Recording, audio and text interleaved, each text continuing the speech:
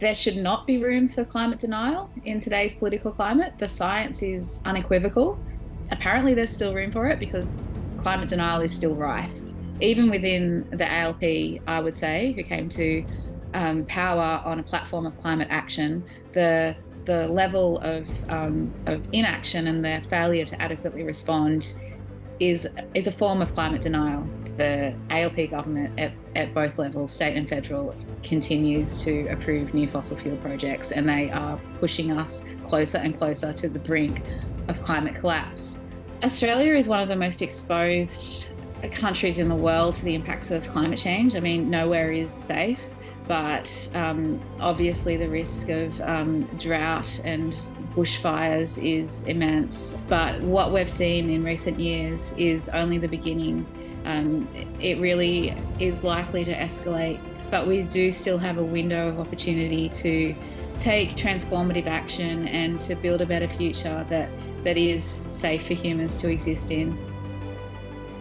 So the mission of Rising Tide is to build a mass civil resistance movement for climate justice and to achieve our demands, which are to immediately cease all new fossil fuel projects, to introduce an export tax on coal profits, to close the world's largest coal port of Newcastle by 2030. Anti-protest laws that have been introduced in many states across the country are unacceptable and a really worrying indicator for the trend in democracy. Coming together in mass numbers allows us to show great diversity and strength. There are so many people that are engaged in the movement and that are aware of it and are supportive of it, that the political impact of increasing penalties against those protests is going to be greater on those politicians than what it would be to introduce the laws to keep the fossil fuel industry happy.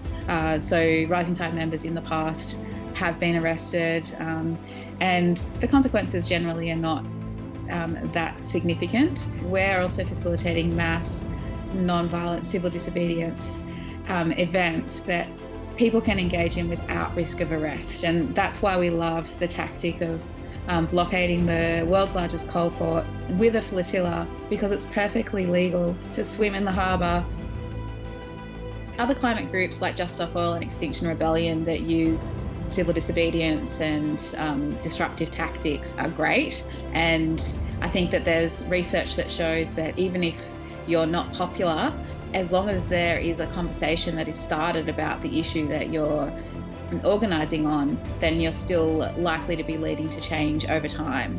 Rising Tide takes a bit of a different approach. We're trying to build mass numbers of people engaged. So we're trying to avoid as much as possible disrupting everyday people in their lives, and rather focusing on the fossil fuel industries and the political enablers who are the real cause of the problem. We think it's likely to be the largest civil disobedience climate protest in Australia's history.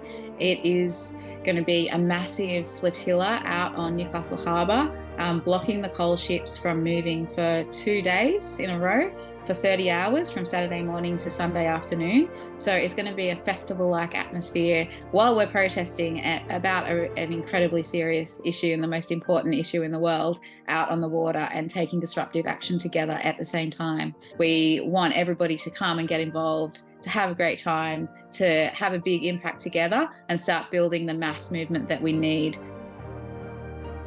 Personally, I stay motivated because I know how much is at stake, and I look at the news about what is happening to the climate, and that really scares me. But I'm also motivated by what I love, and I just look at my priorities in life, and there's just nothing more important to me. So I love nature. I love my friends and family. I cannot imagine a greater injustice than the climate crisis, because the world's most rich and powerful people and nations and big companies are the ones that have driven this crisis, and the people with the least resources are the ones that have contributed the least, and they're the ones that are suffering the most.